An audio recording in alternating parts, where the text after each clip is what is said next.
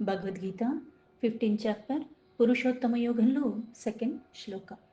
అధశ్చోర్ధ్వం ప్రసృతాస్తస్య శాఖా గుణప్రవృద్ధా విషయప్రవాలాః అధశ్చ మూలాన్యనుసంతతాని కర్మాణుబంధిని మనుష్యలోకే. ఏదైతే ఈ సంసారాన్ని అశ్వత్థ వృక్షంతో పోల్చి మొదటి శ్లోక మొదలుపెట్టాడు అంటే ఇక్కడ విస్తరింపచేసి ఉంది. అయితే విస్తరింపచేసి ఉండటానికి కారణాలు అంటే దానికి మూలం ఏమిటి అన్నది ఈ శ్లోకాల్లో ముఖ్యంగా చెప్పబడి ఉంది. అధశ్చ ఊర్ధ్వం అంటే అధ అంటే కిందకి, అలాగే ఊర్ధ్వం అంటే పైకి. ఎలా అయితే ఒక రావి చెట్టుని చూస్తే ఎలా ఉంటుంది, మొదలు కూడా దృఢంగా ఉంటుంది, వేర్లు కూడా బాగా విస్తరించి ఉంటాయి, పైకి కూడా కొమ్మలు ఉపశాఖలు ఇవన్నీ బాగా వచ్చి ఆకులు కూడా బాగా దట్టంగా ఉంటాయి అశ్వత్థ వృక్షానికి. ప్రసృత అంటే విస్తరించి ఉన్నది. రావి చెట్టుని సరిగ్గా చూస్తే అది చిన్న మొక్క ఉంటుంది, ఎంతో ఉండదు, ఒక 2-3 అంగుళాలు చిన్నగా అది వచ్చినప్పుడు బీజం నుంచి అంతే ఉంటుంది. దాన్ని తీసే ప్రయత్నం చేసినప్పుడు మట్టిలోంచి ఏమవుతుందంటే పైకేమో 2-3 అంగుళాలే మొక్క కనిపిస్తుంది, కిందకి చూస్తే అది దగ్గర దగ్గర అడుగు మీదకే, అంటే దగ్గర దగ్గర 12 అంగుళాల కన్నా ఎక్కువగానే ఆ వేరు దానికి ఉంటుంది. అంత లోతుగా పాతుకుని ఉంటుంది అశ్వత్థ వృక్షము. పైకి కనిపించేదానికన్నా కిందకి అంతకన్నా పెద్దగా ఉంటాయి ఆ వేర్లు, అంతలాగా అవి కూడా విస్తరించి ఉంటాయి. అందుకే ప్రస్యుత సస్య శాఖ అంటే ఈ వృక్షం ఒక్క శాఖలు అంటే కొమ్మలు, కొమ్మకి ఇంకో కొమ్మ, కొమ్మకి ఇంకో కొమ్మ అన్నట్టు బోల్డ్ బోల్డ్ ఉండి అది మొత్తం చూస్తే చాలా గుబురుగా ఉంటుంది వేరే వృక్షాలతో పోల్చి దీన్ని చూస్తే. అయితే ఒక వృక్షం వృద్ధిలోకి వస్తుందంటే అర్థం ఏంటి? ఆ భూమిలో సారం ఉంది, దానికి నీరు, అలాగే గాలి, వెలుతురు అన్నీ సరిగ్గా వస్తున్నాయంటేనే ఉంటుంది. మళ్ళీ ఏదో ఒకటి లోపించినా సరే అంత ఎదుగుదల కనిపించదు ఒక వృక్షానికి. అలాగే ఈ సంసారంలో వృద్ధి చెందడానికి కారణం ఏమిటి? అదే ఇక్కడ గుణప్రవృద్ధ అంటే ఈ అశ్వత్థ వృక్షాన్ని ఏదైతే సంసారంతో పోల్చి చెప్పారో ఇది దేని వల్ల వృద్ధి చెందుతుంది అంటే గుణముల ద్వారా. గుణముల ద్వారా ఇది వృద్ధి చెందుతుంది, పోషింపబడుతుంది. గుణములు అంటే ఏంటి? సాత్విక, రాజస, తమోస. ఈ ఎక్కడి నుంచి వస్తున్నాయి? మళ్ళీ ఇంద్రియాలు. అందుకే ఈ ఇంద్రియాలు మళ్ళీ ఎలా వృద్ధి చెందుతున్నాయి? విషయ ప్రవాలాహ, విషయాల పట్ల మనకి అవి ఏంటి? ప్రవాల అంటే మళ్ళీ చిగుర్లు, అంటే ఈ శాఖలు శాఖలుగా ఉన్న అశ్వత్థ వృక్షం దానికి మళ్ళీ ఉపశాఖలు, మళ్ళీ ఆకులు. ఈ ఆకుల నుంచి మళ్ళీ చిగురు వస్తుంది అంటే ఏంటి? బాగా ఎదుగుతుంది అని అర్థం. చిగురు ఎప్పుడు వస్తుంది? అది చక్కగా ఉంటేనే చిగురులు వచ్చి ఇంకా ఇంకా వ్యాపింపజేస్తుంది, అంటే బాగా ఎదుగుతుంది అని అర్థం. అంటే ఈ సంసారంలో ఇంకా బాగా వృద్ధి చెందుతున్నామంటే అర్థం ఏంటి? గుణాలకి లోబడి ఉండటం. ఈ ఇంద్రియాల విషయాల పట్ల అంటే ఈ విషయాల పట్ల, అలాగే మనకి తన్మాత్రల పట్ల కూడా బాగా ఎక్కువగా వాసనలు ఇవన్నీ ఉన్నప్పుడు రాగము, ఆసక్తి ఇవన్నీ బాగా ఎక్కువగా ఉన్నాయి అంటే ఇవన్నీ వదిలితేనే పరమపదం. వదలాలి అంటే ఈ మూలాలు. అందుకే గుణత్రయ విభాగం తర్వాత పురుషోత్తమ యోగం చెప్పటానికి కారణము. గుణములు చెప్పి దాని విశేషమైన లక్షణాలు చెప్పి గుణాతీతుడైన పరమాత్మను నువ్వు పొందాలంటే గుణాతీత స్థితిలో నువ్వు ఉండాలి. ఎప్పుడు ఉండాలి? ఎల్లవేళలా ఉండాలి. అందుకే నామాన్ని ఆధారం చేసుకో. అనన్యమైన భక్తి ఉంటే సరిపోతుంది. బోల్డు బోల్డు క్రతువులు చేసి ఏదో యాగాలు యజ్ఞాలు చేసే అంత స్తోమత, అర్హత, పాత్రత లేని దానిని నేను అని నీకు తెలుసు. కానీ నామాన్ని పట్టుకున్నావు, ఆ పరమాత్మని విశ్వసించి ఉన్నావు, అది చాలు నువ్వు ఆ పరమపదం పొందటానికి. కాకపోతే గుణాల్ని అధిగమించాలి. ఏ పరిస్థితులు వచ్చినా సరే, ఏ సందర్భం వచ్చినా సరే, ఏ ప్రదేశంలో ఉన్నా సరే మనసెప్పుడూ ఆ పరమాత్మ యందే రమిస్తూ ఉండగలిగితేనే అది నీకు సులభం అవుతుంది, లేకపోతే దుర్లభం. వృద్ధి చెందుతుంది అంటే ఇవన్నీ మనకి బాగా ఎక్కువగా ఉన్నట్టు అర్థము. విషయ ప్రవాలాహ అంటే చిగుర్లు ఇస్తున్నాయి, చిగుర్లు వస్తున్నాయి వస్తున్నాయి వస్తున్నాయి అంటే ఈ వాసనాలన్నవి కూడా మనం వదిలించుకోలేని కారణంగానే వృద్ధి చెందుతున్నాయి. అంటే భవబంధనాల్లో బాగా ఇరుక్కుపోయి ఉన్నాము. అందుకే అధశ్చ మూల్యాన్యను సంతతాని, మళ్ళీ అధ అంటే కిందకి, మళ్ళీ మూల అంటే వేరులు, అనుసంతతాని ఇవి అంటే ఎంతవరకు ఇవి నువ్వు వదిలించుకోకుండా పట్టుకునే ఉంటూ ఉంటే ఇంకా ఇంకా ఇంకా కూరుకుపోయినట్టుగా భవబంధనాల్లోనే కూరుకుపోతావు. వృద్ధి అంటే ఇది పెరుగుతూనే ఉంటుంది. అంటే ఈ సంసారంలో నువ్వు తలములకలుగా నిండిపోతావు కానీ దాని నుంచి బయటకి నువ్వు పడలేవు, రాలేవు. అందుకే కర్మానుబంధిని అంటే ఇంకా పెరుగుతూ ఉన్నాయి, ఇవన్నీ అవుతున్నాయంటే అర్థం ఏంటి? కర్మానుబంధిని అంటే కర్మలు బంధింపవేస్తున్నాయి. అందుకే ఇంతకు ముందు కర్మలు చేస్తూ కూడా కర్మల యొక్క బంధనాల్లో ఉండకుండా ఉండాలి అంటే ప్రతిదాన్ని పరమాత్మకే సమర్పిస్తూ మళ్ళీ ఫలాపేక్ష లేకుండా అంటే ఈ కర్తృత్వం నేనే చేస్తున్నాను లేకపోతే ఇది చేయటం ద్వారా అది వస్తుంది ఇటువంటివి ఏమీ లేకుండా ద్వంద్వాలకి అతీతంగా సర్వము అంటే చేపిస్తుంది పరమాత్మ, ఇస్తుంది పరమాత్మ, తీసుకుంటుంది పరమాత్మ. పైగా నాలో ఈ శక్తి వృద్ధి పొందటానికి కూడా మూలం పరమాత్మ. నేనన్నది ఏదీ లేదన్నది ఎవరైతే అర్థం చేసుకుని గ్రహించి అందుకే ముందేం చెప్పాడు వేదవిత్ పూర్ణంగా గ్రహించాలి, ఆ తత్వాన్ని అర్థం చేసుకోవాలి. ఇది పరమాత్మ అది పరమాత్మ భేదం లేదు, పరమాత్మ కానిదేది లేదు, సర్వము పరమాత్మే. ఉంటుంది అక్కడే, పోషింపబడుతుంది అక్కడే, లయం అవుతుంది అక్కడే, ఎక్కడికో వెళ్ళట్లేదు, ఇక్కడే ఉన్నావు. కాకపోతే ఇందులో నా జీవితం అన్న ఇసుక రేణువు కన్నా తక్కువ అన్నది అర్థం చేసుకుని ఈ జీవితం చాలించే లోపల పరమసత్యాన్ని విడవకుండా పరమాత్మ యందు రమిస్తూ ఆ తాత్పర్య సహితంగా ప్రతిదాన్ని పరమాత్మను అర్థం చేసుకునే ప్రయత్నం విడవకుండా ఉండటమే మనం చెయ్యగలిగినది. లేకపోతే ఈ కర్మల రూపంలో కర్మలు చేసుకుంటూ మళ్ళీ బంధనాల్లోనే కూరుకుపోతూ ఉంటాము. ఒక ముడి విప్పుతున్నాను అనుకుంటూనే ముడులు వేసుకుంటూ వెళ్ళిపోతూ ఉంటే ఉచ్చు బిగించుకున్నట్టుగా ఎలా అయిపోతుందో అలాగా ఈ భవబంధనాల్లోనే ఉండిపోతాను. అందుకే ముఖ్యంగా ఇవన్నీ బంధించి వేస్తాడు అని చెప్పి కర్మానుబంధిని అని చెప్పి మనుష్యలోకే అంటే మానవలోకం. చాలా లోకాలు ఉన్నాయి. మనుష్యలోకం అని ఎందుకు ఇక్కడ మరీ ముఖ్యంగా చెప్పడం అంటే కర్మలు చెయ్యగలిగిన వాడు కర్మల ద్వారానే కర్మలు సరిచేసుకుంటూ వృద్ధి సిద్ధి పొందగలిగిన అర్హత మాత్రత కలిగి ఉన్నది మానవ జన్మకి మాత్రమే. అంటే ఇక్కడ నుంచి వృద్ధి వైపు వెళ్ళగలవు, లేకపోతే అధోగతి వైపు కూడా నీ కర్మలను బట్టి నువ్వు చేసుకున్న బట్టి నీ భావనలు బట్టి నీ ఆలోచన విధానం బట్టి నువ్వు చేసే ప్రతిదీ కూడా నిన్ను వృద్ధి వైపు సిద్ధి వైపు తీసుకెళ్ళగలదు ఇదే శరీరం, లేదా మళ్ళీ ఇంకా అధోగతి పాలయ్యేలాగా చెయ్యగలగదు ఈ మానవ జన్మ.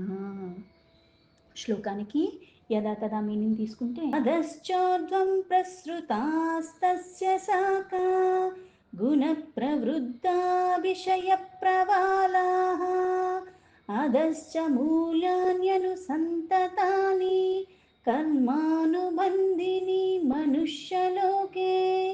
ఈ సంసారం అన్న వృక్షము త్రిగుణముల ద్వారా అంటే చెట్టుకు నీళ్ళు ఎలా అయితే వృద్ధి చెందేలా చేస్తుందో ఈ సంసారంలో కూడా త్రిగుణములు కారణంగానే అది వృద్ధి చెందుతుంది. ఈ జలముల ద్వారా వృద్ధి పొందుతూ ఆ శాఖలు ఉపశాఖలుగా ఎలా అయితే చెట్టు అన్నది విస్తరిస్తుందో అలాగే దేవ మానుష్య తీర్య యోనుల్లో మళ్ళీ జన్మిస్తూ ఉంటారు ప్రాణులు. చిగుళ్ళు విషయభోగాలు, ఈ శాఖలు చిగుళ్ళు ఎప్పుడూ కూడా వ్యాపిస్తూనే ఉంటాయి. మనుష్యులు కర్మానుసారంగా బంధించి వేయబడతారంటే అహంకార మమకార వాసనల వల్ల. ఇవే చెట్టుకి వేర్లు ఊడల్లాగా అంటే ఇంకా ఇంకా వ్యాపించిపోయేలాగా మనం చేసుకున్న కర్మల కారణంగానే ఈ బంధనాల యొక్క ఉచ్చులో ఉంటూ ఉంటాము. ముఖ్యంగా చెప్పింది ఏంటంటే అశ్వత్థ వృక్షాన్ని సరిగ్గా చూస్తే దాన్ని తలకిందులుగా అని ఇంతకుముందు చెప్పటంలో అర్థం ఏమిటి అంటే విద్య అవిద్య అంటే తెలుసుకోదగిన దాన్ని తెలుసుకోవటము, మనకి దేన్ని ద్వారా అయితే వృద్ధి చెందుతామో సిద్ధి పొందుతామో దాన్ని పట్టుకోవాలి. అంతేగాని అక్కరకు రాని విషయాలందు రమిస్తూ నేను మళ్ళీ అటువంటి దుర్గుణాల వైపు కానీ దుష్క్రతువుల వైపు కానీ మక్కువ చూపించకూడదు. ఆ స్పష్టత తెలియాలి. సర్వము పరమాత్మ అయినప్పటికీ కూడా అట్టిపండు తొక్క ఒలిచి తొక్క తింటాను లోపలిది పాడేస్తాను అంటే అది మళ్ళీ అజ్ఞానం అవుతుంది. జ్ఞానసారాన్ని గ్రహించే ప్రయత్నం ప్రతి దాంట్లోకి కూడా నాకు లాభం వస్తుందా నష్టం వస్తుందా అన్ని పక్కన పెడితే నేను చేసే వాటి వల్ల అలాగే నా జీవితంలో జరిగే ప్రతిదాని దగ్గర నుంచి కూడా నేను ఒక గుణపాఠాన్ని జ్ఞానాన్ని నేర్చుకోవాలి. ఇది నా అనుభవము.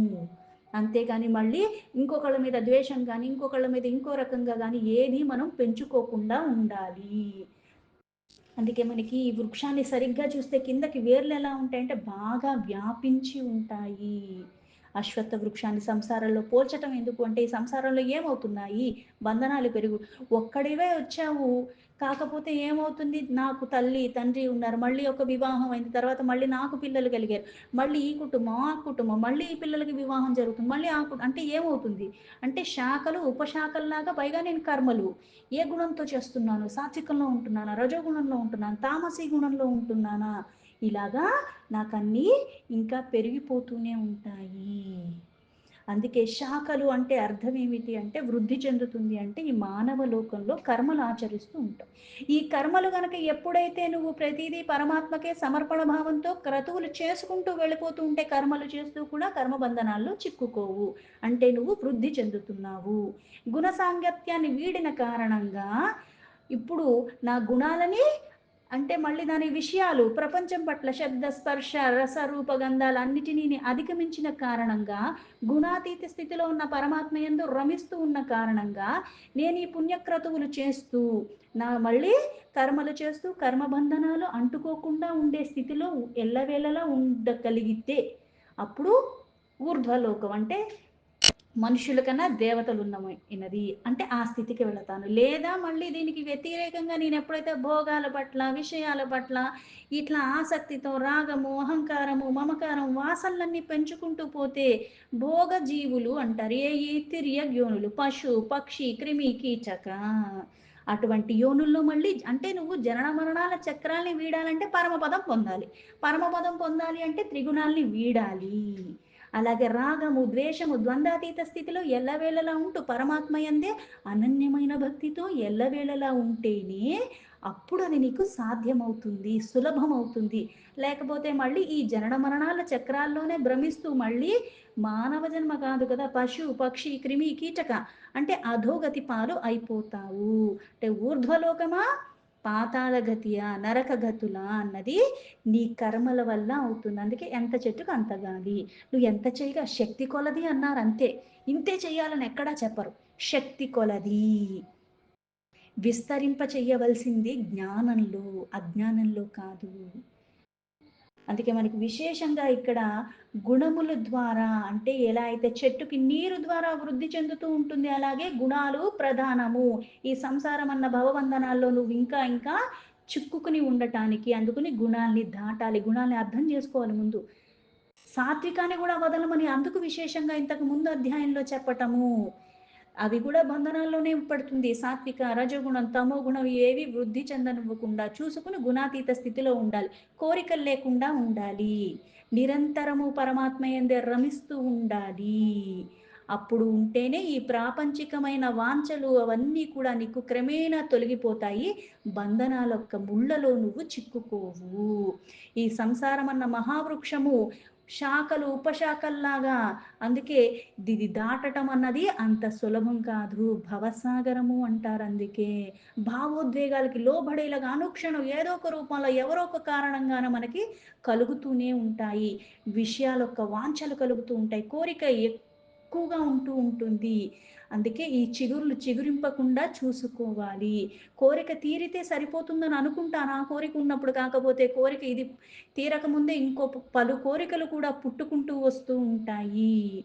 ఏదో ఒక రూపంలో మానవ రూపంలో మనం ఉండటం చాలా కష్టతరం అయిపోతుంది. ఎప్పుడైతే విషయాల పట్ల ఇట్లాంటి ఆసక్తులన్నీ ఉంటాయో, అవి ఎప్పుడైతే వదులుతావో మానవ జన్మకి మించినది ఏదీ లేదు అని అప్పుడు అర్థమవుతుంది. ఎప్పుడు నా పరిమితులు నేను తెలుసుకుంటూ, పొరపాట్లు చెయ్యకుండా, పొరపాట్లు సరిచేసుకుంటూ, ఆ పరమాత్మ యందే దృఢత్వంతో నేను ఉండగలిగితే, ఈ గుణాన్ని దాటగలిగితే, ఈ సంసారమన్న మాయా వృక్షము ఆ మాయను నేను దాటగలిగితేనే అది సులభమవుతుంది. సకల జీవరాశులు గుణాలమయంగానే ఉంటావు. సకల జీవరాశులు మాయలోనే ఉన్నాము.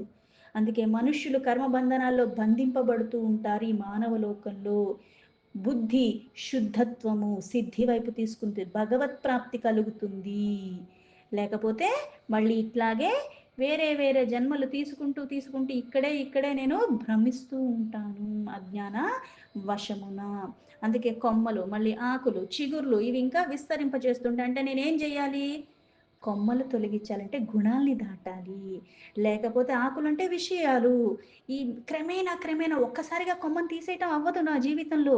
విస్తరింపజేస్తున్న దాన్ని వృద్ధి పొందుతున్నాయి. దేనికి కారణం తెలుసుకొని ఆ కారణాలు నేను క్రమేణా శబ్ద, స్పర్శ, రసరూప గంధాలు ఏవైతే తన్మాత్రలున్నాయో దాన్ని నేను నా అధీనంలో పెట్టుకోవాలి. ఆహారం తినాలి తప్పు లేదు. ఈ శరీరం ఉండాలి. ఈ శరీరంతోనే క్రతువులు చెయ్యాలి. కాకపోతే ఇదే కావాలి, ఇంతే కావాలి, నేను ఇంతే తింటాను, నాకు ఇదే కావాలి. దీనికోసం తిండి కోసం బ్రతకటం కాదు. బ్రతకాలి కాబట్టి ఆహారం కావాలి. ఆ నియమం తెలియాలి. అలాగే పరిమితిలో ఉండాలి. అందుకే ఇంతకు ముందు అధ్యాయంలో ఎంత చెప్పారు? ఈ శరీరానికి ఎంత విశ్రాంతి కావాలో అంతా ఇవ్వాలి. ఎంత నిద్ర కావాలో అంత ఇవ్వాలి. ఎంత ఆహారం కావాలో అంతా ఇవ్వాలి. మళ్ళీ ఆహారంలో కూడా ఎంత తినాలో, ఏది తినాలో అదే తింటూ ఉంటేనే వృద్ధి, సిద్ధి వైపుగా వెళుతుంది. విచ్చలవిడితనంతో ఆహారమే కదా అనుకుని తింటే అది ఏమవుతుంది? ఔషధంలా కాకుండా నాకు విషంలా పనిచేస్తుంది ఈ శరీరానికి. లేనిపోని జబ్బులు నాకు నేనుగా కొని తెచ్చుకుంటాను అదే ఆహారం. పరిమితిలో తింటే ఒకలాగా ఉంటాను.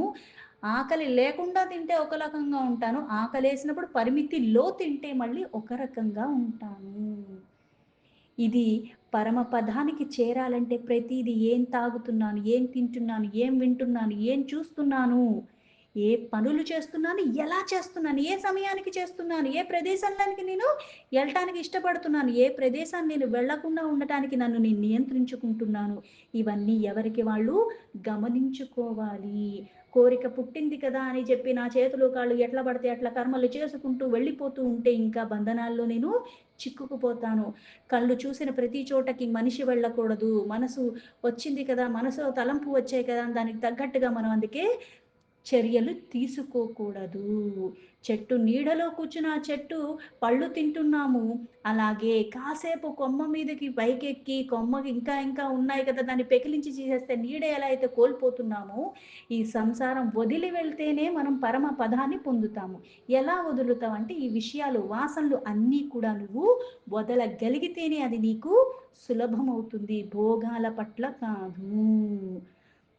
సర్వానికి ఎలా అయితే మూలం పరమాత్మే. ఏ లోకంలో ఉన్నా ఉన్నది పరమాత్మ, ఆ లోకానికి కారణం పరమాత్మ, అన్నీ పరమాత్మే. కాకపోతే ఈ జనన మరణం అన్నది ఏదైతే ఉందో ఆ చక్రాన్ని నువ్వు వదిలిపెట్టాలి అంటే జ్ఞానం పట్టుకోవాలి. ఆ జ్ఞానాన్ని ఆధారం చేసుకుంటేనే మాయను నువ్వు ఛేదించగలవు. మాయని ఛేదిస్తేనే మళ్ళీ ఆ పరమాత్మ యందు నువ్వు ఆనందంగా రమించగలవు. లేకపోతే మళ్ళీ ఈ విషయాలు ఇటువంటియే మనలో తలంపులు వస్తూనే ఉంటాయి. అందుకే మూలం తెలుసుకో. అహంకార, మమకార వాసనలు వీడాలి. వృద్ధి చెందనివ్వకుండా గుణాల్ని నువ్వు అధిగమించటానికి అప్పుడు నీకు ఇంకా శక్తి పుంజుకునేలా చేస్తూ ఉంటుంది. బాగా అర్థం చేసుకోవాలి. ఏది నిన్ను వృద్ధి వైపు తీసుకెళ్తుంది, ఏది నీకు అధోగతి పాలు చేస్తుంది. బంధాలకి కారణమైన దాన్ని తెలుసుకుని ఆ బంధనాలు తొలగించుకునే ప్రయత్నం చేయాలి. అందుకే కర్మలు ఆచరించే విధానం ప్రతీదీ కూడా చాలా ప్రధానము.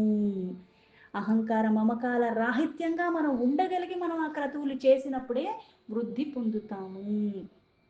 అందుకే ఎలా ఉన్నా సరే పరమాత్మ యందు రమిస్తూ పరమాత్మ నామాన్నే పట్టుకున్నప్పుడు కాస్తైనా సరే కాస్త నాకు ఆ వ్యామోహాలు తగ్గే అవకాశం ఉంటుంది. ఎలా అయితే నీటిలో నీడని చూసినప్పుడు చెట్టు కిందకి వేళ్ళు పైకి అంటే నువ్వెలా ఉండాలి అంటే ఆకులు లేకుండా మోడులాగా ఉండాలి అంటే ఈ గుణాతీత స్థితిలో ఉండాలి. విషయవాంఛలకి, ప్రలోభాలకి లోబడకుండా ఉండాలి. మనకి చక్కని ఒక గానం కూడా ఉంది మూగ మనసుల్లో.